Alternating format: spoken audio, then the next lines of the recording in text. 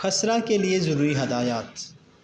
خسرہ کی وبا کیونکہ آج کل پھر پھیل رہی ہے، اس لیے والدین کے لیے یہ ضروری ہدایات ہیں، اس پر عمل کریں اور اپنے بچوں کو سیف رکھیں۔ اس مرض میں ہر قسم کے نشہ کا استعمال ممنوع ہے۔ تیزی مرض میں دودھ وغیرہ، نرم اغذیہ وغیرہ دی جاتی ہیں، پھر آہستہ آہستہ اصل غذا پر مریض کو لایا جاتا ہے۔ جو بخار اترتا جاتا ہے، مریض کو ایسے کمرے میں رکھنا چاہیے جس میں روشنی مدھم ہو تاکہ آنکھیں اچھی طرح سے کھل سکیں، لیکن تازہ ہوا کی آمد و رفت کا کافی انتظام ہونا چاہیے، یعنی یہ نہیں ہونا چاہیے کہ وہاں ہوا کا آنا جانا ہی بند ہو جائے۔ ایسے کمرے میں رکھنا چاہیے مریض کو جہاں کھڑکیاں وغیرہ ہوں اور کھڑکیوں سے ہوا کراس کرتی ہو۔ روزانہ بیمار کے جسم کو گرم و تر تولیے سے صاف کرنا، اور جس حصہ جسم کو تولیے سے صاف کیا جائے اس کو فوراً خشک کر لینا چاہیے اور ڈانپ لینا چاہیے، یہ ضروری ہوتا ہے۔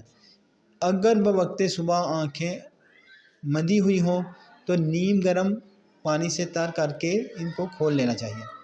مرض سے شفا یاب ہونے کے بعد بیمار کو کافی پارچات پہن کر باہر کھلی ہوا میں نکالنا چاہیے، لیکن شرط یہ ہے کہ موسم صاف ہو، اور اگر سردی زیادہ ہو تو پھر باہر نہیں نکالنا چاہیے۔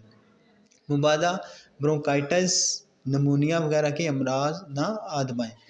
بادام روغن کو جسم پر ملنا چاہیے، اس سے جسم کو گرمی اور جلد کی سختی دور ہو جاتی ہے۔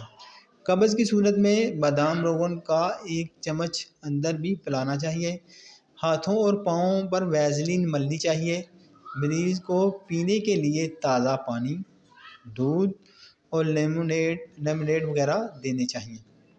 اور اس کی اگر ٹریٹمنٹ کی طرف آئیں تو ہومیوپیتھک میں اس کی بہت اچھی ٹریٹمنٹ ہے۔ پلساٹیلا 30 میں صبح کے وقت 3 قطرے دے دیں منہ میں ڈائریکٹ، اور رات کے وقت ایکونائٹ 3x یا 30 کے 3 قطرے دے دیں۔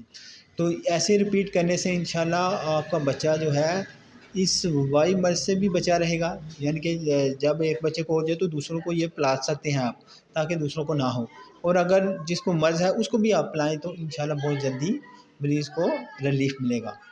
دعا میں یاد رکھیے۔ میں ہوں ڈاکٹر دلاور حسین۔ اللہ حافظ۔